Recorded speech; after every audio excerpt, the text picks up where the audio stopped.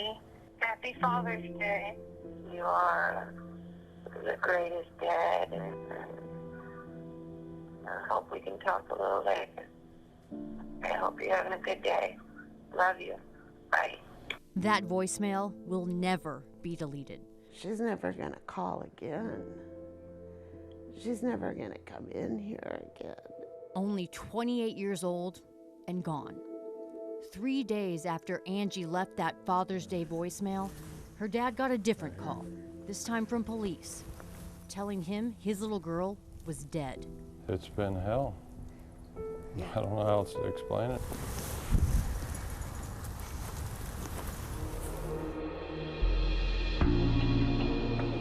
It was June 21st of last year. Angie's family asked police for a welfare check on their daughter.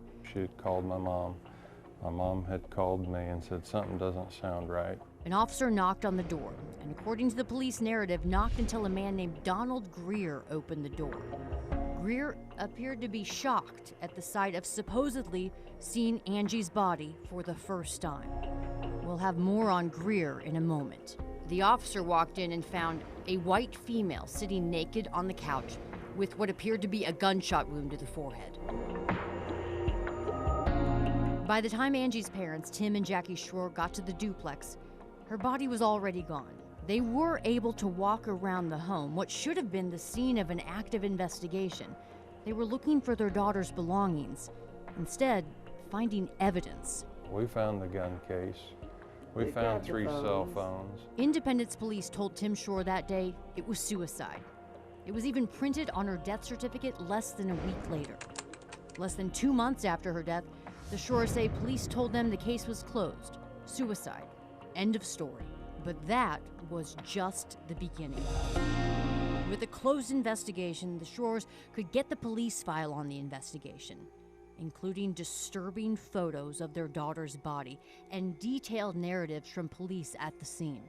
Almost as shocking as learning about their daughter's death, they say was learning how the Independence Police Department dismissed this investigation. I feel like they just threw her away, threw her to the side.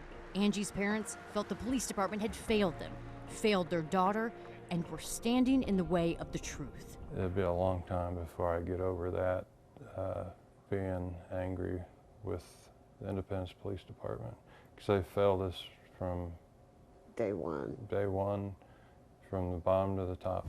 At Angie's grave, you won't find a headstone. Wanting the truth, not able to afford both, they made a choice. I'm going to do everything I can to get justice for Angie, if it's the last breath I take.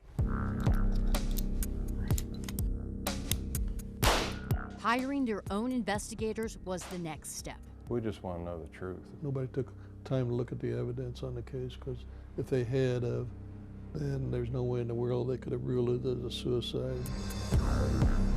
Terry Deister is the former head of investigations for the Platte County Sheriff's Office and owner of a private investigations business for decades. If I'd have been in control of this, I'd have probably fired every one of them. Everyone on the scene? Everyone that responded to that scene.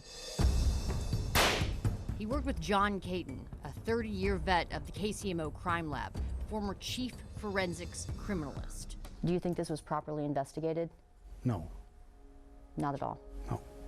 Both strongly believed Angela Schroer's death certificate should not read suicide. They say police jumped to conclusions about Angie, who'd struggled with drugs for years and had attempted to take her own life before. But her parents say she'd been clean for months and was turning her life around. Their proof was a toxicology report that later showed Angie was clean. They just assumed she was a doper and she'd killed herself. And it just went from there and got worse. Deister explains the problem started from the beginning at 9:57 a.m. when the dispatch log shows police first got the call for the welfare check. Less than 15 minutes later at 10:11, an officer already decided for himself what happened, telling dispatch, quote, self-inflicted gunshot wound. The officer saw Angie's naked body, shot in the forehead, on the couch, bruises on her face and forearms.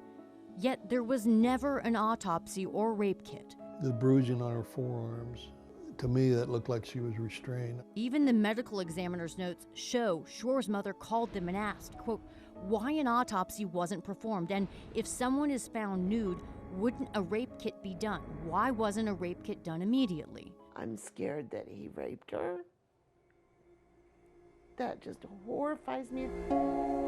She's talking about Donald Greer, the 67-year-old man living with her 28-year-old daughter, the man who opened the door for the first arriving officer, the only other person at the home at the time of Angie's death. Up next, our investigation continues. What we uncovered about Greer's violent criminal past, police seem to ignore.